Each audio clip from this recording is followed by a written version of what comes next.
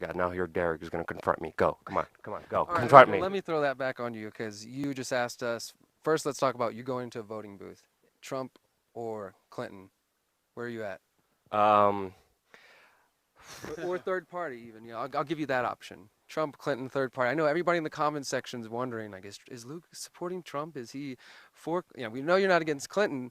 You don't seem to be for Bernie, but sometimes it's uncertain when it comes to Trump. well, when it comes to Trump, there is a perplexing view, mainly because of his stances when it comes to saying Bush knew about 9/11.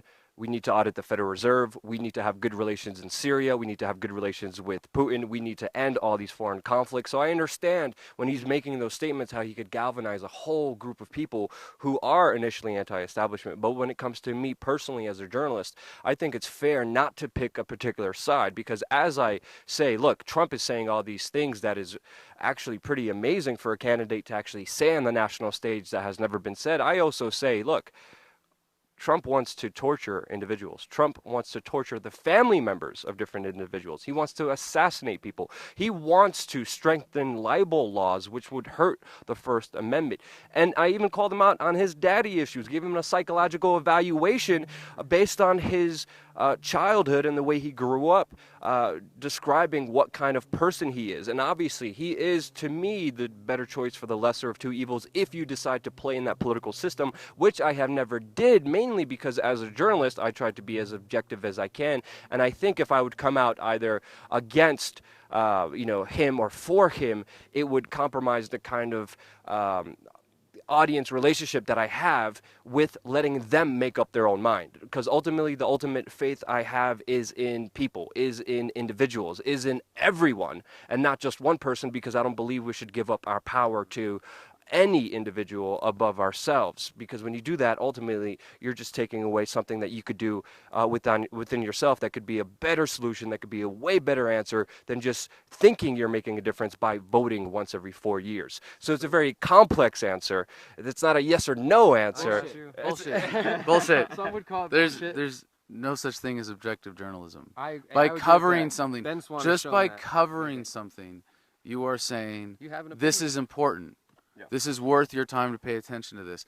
That alone is defined by your subjective choice of what to cover and what is important, and whether or not you know of a specific intent that boils down to I'm going to vote for this candidate. Because you could tell me right now, hey, if you had to vote for someone, of everybody who's running for president right now, Adam, who would you vote for? I could tell you, you know, and I'd rather not. Austin Peterson. No, I won't say. And if you really put me on the spot, I have no problem saying it. I'd rather not. I don't think it's important. But to say that I'm just an objective journalist, like, I really do think that, like, because I love you, I have to tell you that I think you're copying out of something. Yeah. I No, understand. no, I appreciate that argument, and I never made the argument for objective journalism. I'm not objective in any way, shape, or form. I am biased based on my personal experiences and what I see, but I cover things as a way to highlight what I think is important. Ultimately, I do think it's important to cover some of the anti-establishment policies of Trump, and I think it's also important to cover his status policies. But ultimately, I would never. It's important to ignore him. But ultimately, he is a topic of conversation that's happening nationally in this country. And because of my particular point of view, I want the audience for themselves to decide what they think is best for them and not tell them. And I think there's a way of saying that doesn't need you. It doesn't require you to fall back on objective journalism or that cop out, because you can say, this is where I'm coming from, and that's why I'm presenting you this, and I'd like you to come to this conclusion. But for me, and you know this from my book, that there's nothing in there that isn't like, you're not going to agree with me because I say so. There are no logical fallacies in my appeals. It's all, I want you to get this because you know this, because you understand this, because you came to this conclusion through your own reason and evidence. There's a conclusion I want you to come to because this is my vision, and I need you to come to the conclusion of at least some of the premises that I have to see the beauty of my vision. Yeah. Again, there's no objective journalism. I'm not objective. It doesn't exist. But again, I want the audience to have their own point of view and to make up their own mind and to kind of lead them down this path Let me ask by you one more themselves. question. I definitely appreciate and understand as a journalist too, as well, like not wanting to have your personal opinion shape people necessarily. But at the same time, I think, when we're passionate, we understand certain ideas, we should, spread that message. But let me ask Luke as an individual, not Luke the journalist. what are the other solutions, outside of voting? Like you said, you haven't voted for anybody. You mentioned earlier you didn't vote for Ron Paul.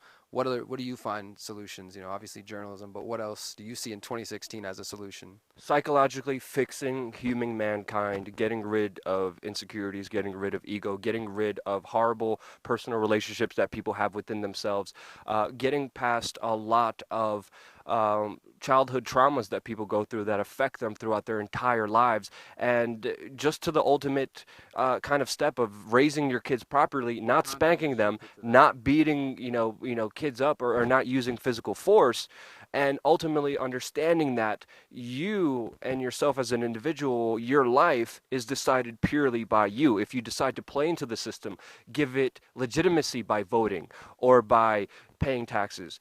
You are enabling these things instead of being a free individual and moving outside of them naturally with your small actions, because ultimately it is those small actions of moving away from all these problems and creating the solutions within ourselves that will cause this evolution and not a complete revolution that will bring us back to the same place and probably violently.